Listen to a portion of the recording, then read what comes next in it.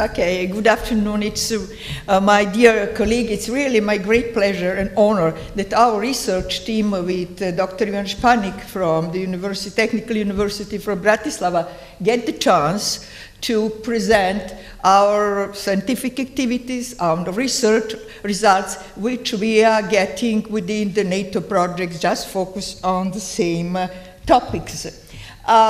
Just very short, in the recent years, really emerging contaminants, pollutants, or compounds have provoked really a great concern of the scientific research and scientific activities. Why?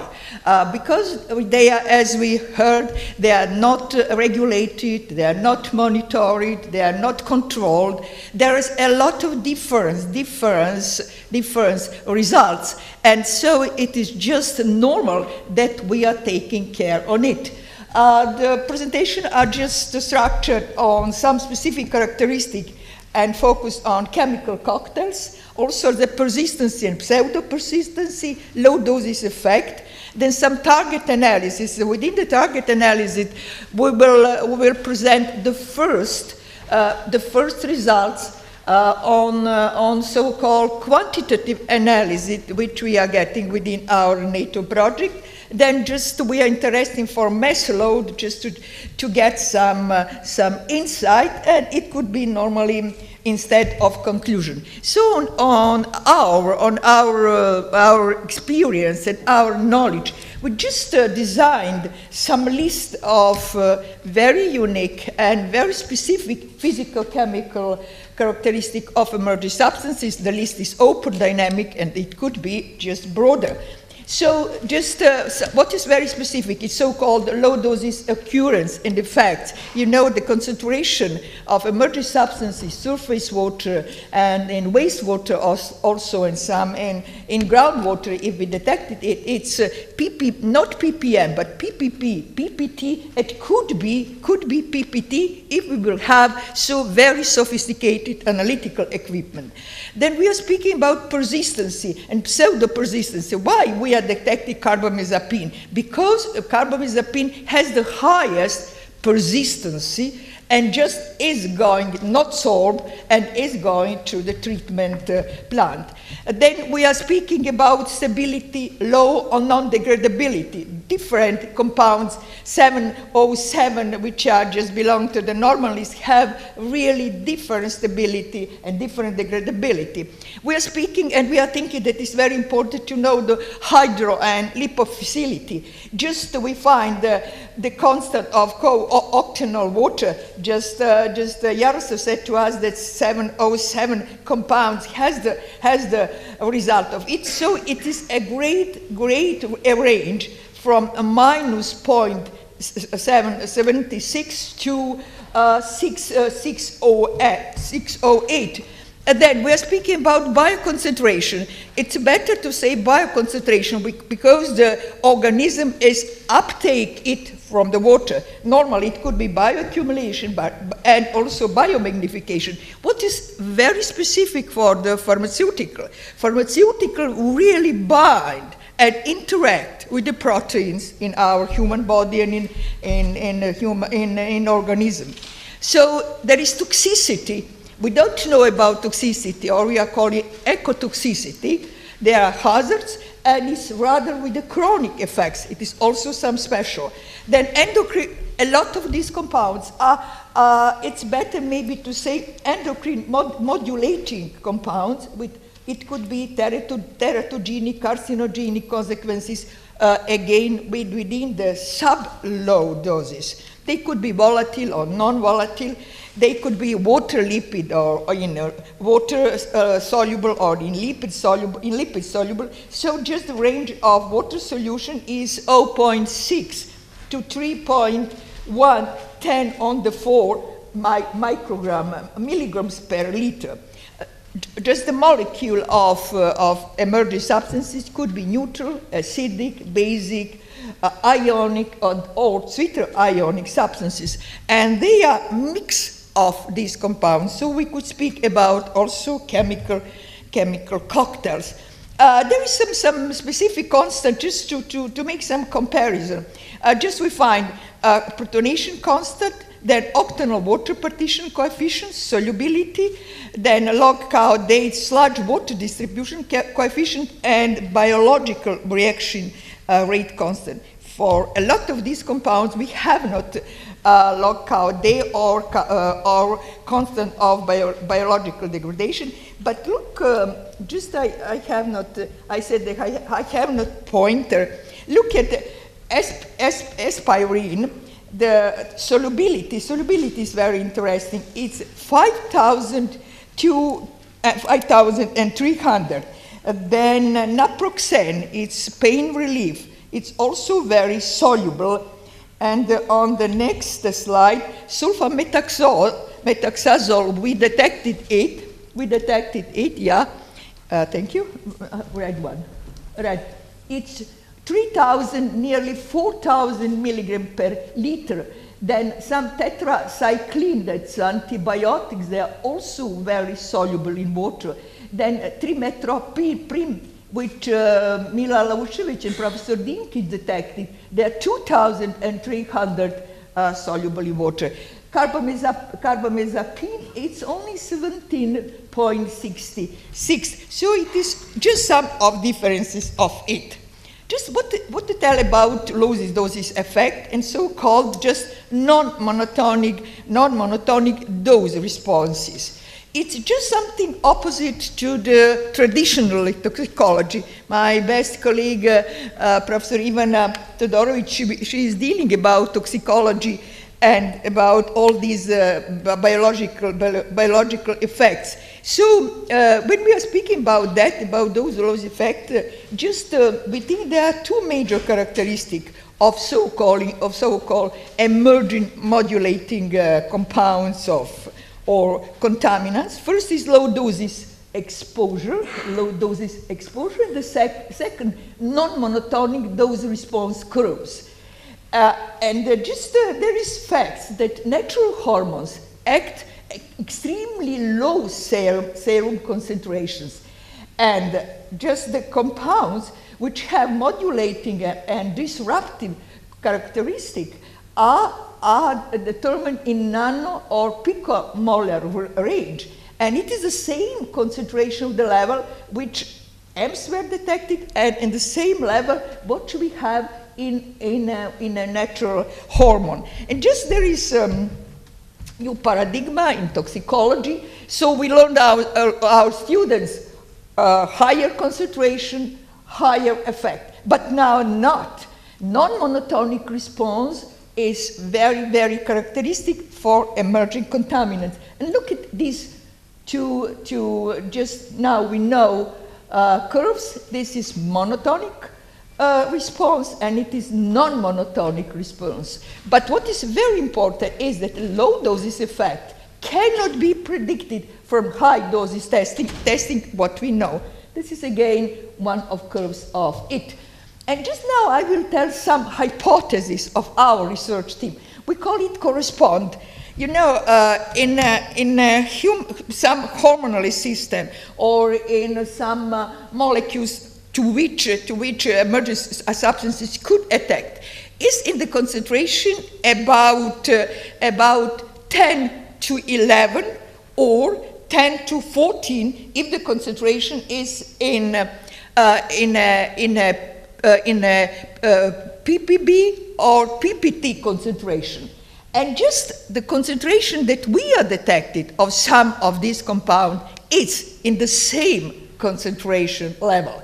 So we are thinking that is very low concentration, that the molecules are so open, and they just could directly attack the hormonal system because it is in so-called stoichiometric correspondence and relation. That's only hypothesis.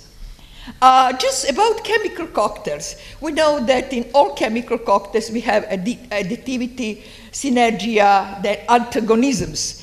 But on standard lab analysis, we are only determining the effects of one chemical. But the negative effects of chemicals could not be could not be predicted from the effect of single chemicals alone. Just now, very short about persistency. Persistency is very important. It's one of the most so-called criteria in the environmental assessment of the chemicals. But a lot of emerging substances have a short life, so they are not persistent. So we are speaking, but they are in some surface water, in wastewater. So we are speaking about pseudo-persistency. Why? Because the input rate of emerging substances is higher than their rate of degradation and mineralization. So we can call it second-order persistency or pseudo-persistency. And also, why is this pseudo-persistency? Because it is the consequences of the constant supply and continually replenish of emerging substances into an environment, especially in the receiving water and open aquatic bodies. So emerging contaminants are continually released in the environment, and they are attributed as pseudo-persistent chemicals, although they have very short half-life. Just now I will tell you just about really new results, and it is for the first time that we are speaking and present some results from the NATO project last week. We have the second yearly our meeting, and just we get some really new results. There is just the sites where we are taking our sampling points. One is collector. It's Ratnostrova. There is oil refinery. So one is collector, where is all industrial and municipal wastewater from Novi Sad just directly discharged in Danube without treatment. So it's Ratnostrova, it's Rokov Potok. So we have just on the collector or just on the site where is locality where is discharging our wastewater, and then 10 meters downstream on it. And just on this side, it's Beogradski Cave, where we have just directly discharged, and then is the Cepelin, where is maybe who was in Novi Sad. There is a very nice ship, and you could have there to eat. And then 10 meters downstreams of it, there is these two locality, and just now we define new locality Ribarac, because we want to check if the some contaminated water from Budapest or from the Wien is going to our country. And just now, that's very short. I will show to you. So we had the first target analysis during 2011. We have 3 campaigns, and there was only screening analysis. In screening analysis, we really just that is qualitatively approach. We detected about 250 different organic compounds. Some of them are priority substances, some of them priority hazard substances, or emerging contaminant. And I needed to add, all this screening analysis was just completed in a technical university in Bratislava. Dr. Ivan Španik, with his research team in his laboratory, which is perfect equipped, did all that. We only collected the samples, and then my young cooperates, we are sitting in the car, and just we are carrying our samples. But the target analysis, according to the tender, was done by AQ Bios, also for Bratislava. So we could say that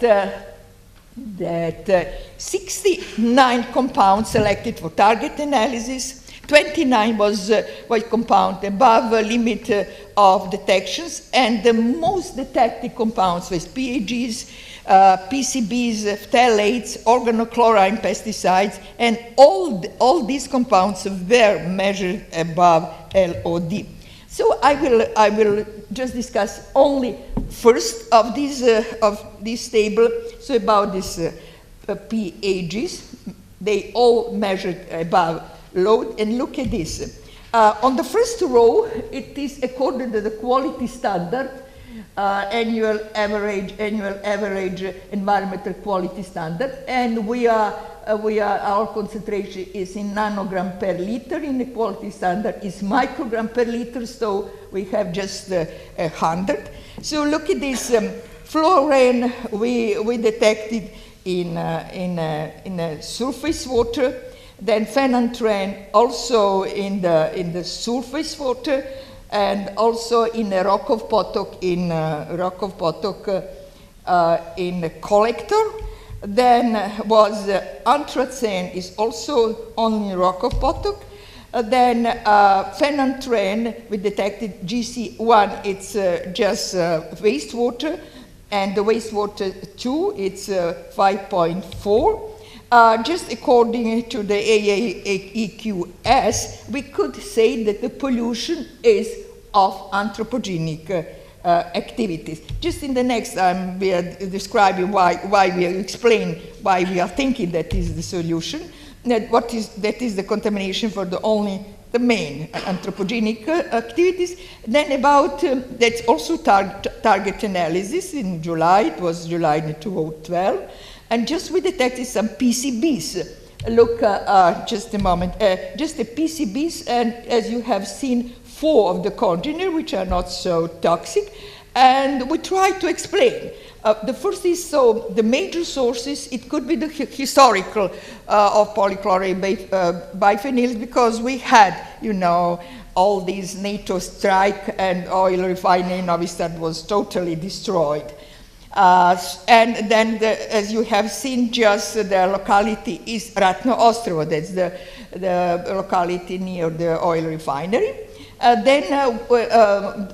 According to results of Serbia Environmental Agency in 2011, they also detected some PCBs, and we are thinking that maybe that is some reversible processes of sorption and desorption, so maybe they desorbed from sediments, but in this moment we did not detect it. And so just like this, we try to discuss and explain it. Very nice is just the pesticides, Again, just we compare with the AAEQS, it is just standard quality standard, and it's really valid, so there is possibility to compare. And again, I don't know, but we try to explain it. We detected a high level of DDT and DDE, that's metabolites, but DDT, and DDT, it means that it is recent, newly input. Why? Because DDT in Serbia is also banned, So just we need to try to find solution, One our explanation is maybe the pollution is upstream. You see that just RE, it's Ribarac, who knows Novi Sad, it's just upstream where the water is coming in Novi Sad. So one explanation could be that pollution upstream from the European country. The next one we have, that's about the pesticides. I will also just DDT, it could be maybe the historical contamination, but we have found that the half-life of DDT and the metabolites could be 27 years. So when you are inputted, after 27 years, you could detect DDT, but it's on the DDE and DDD, so they are metabolites. And then I want to tell you also, we said maybe the sources, the consequences of uncontrolled uses of this chemical as pesticides in East European country. It is possible. So just now I will jump it. So that's yes. Just now, and I want it is summary. So 13 of 20 detected organic compounds measured only at wastewater discharges indicated that the pollution in Danube or river water is from the wastewater. But nonylphenol, tetramethylbutylphenol, DEHP detected at all sampling sites upstream from it's maybe pollution of Danube River from upstream other European countries, as well as from municipal wastewater in the vicinity of Novi Sad. And just now, very short, but I will not discuss. We are very interested. It's very useful to how it's the transport, how it's the accumulation, sedimentation, and also just how much the load within the whole Danube is just coming or is emitted just to the Black Sea. So but it is very, very rough calculation, very simple. And look at this, I think that you will see. Just from the loose, there is results from the ICPDR. It was calculated that in mass load in tons per year just coming to the Black Sea is 33.8 tons per year. Then we are taking some results from Professor Dimkic, Vojinović, and Kovačević for these metabolites for AA, and then taking the maximum concentration. It's about 105.3 load tons per year. Then also in some separate project we detected caffeine, BPA, carbamazepine, sulfamethoxazole, not within this project. And then we calculated that, for example, in caffeine, caffeine is we detect it in the wastewater, in the surface water, we are taking caffeine, all drinks. It's about 7.0 load that's ton per year. So we need to think about that. And so just instead of conclusion, so really within all this scientific paper and within the research, there is progress which has been regarding the new information, data monitoring, knowledge of specific physicochemical characteristic, low doses effects, but very small, the pseudo-resistance. Just now we know some constants. We have up-to-date analytical equipment. We are all that dealing in our goal is the process of prioritization, and maybe that some of our emerging contaminants will be put on normal list, and it will be not 7.7 or 7.50 or maybe 7.1. Then PEC or PNEC, it is very important for prioritization and normally other phenomena. So just we presented some unique physicochemical processes, gave some our hypotheses about low doses effects, and just we are trying to calculate the mass flow through the River Danube basin to the Black Sea. Normally, screening and target analysis and data we are needed. So more monitoring data, as said Slobodin, as needed. And just at the end, all these results are getting within international project. Just we get 2 years ago, and all these some financial support.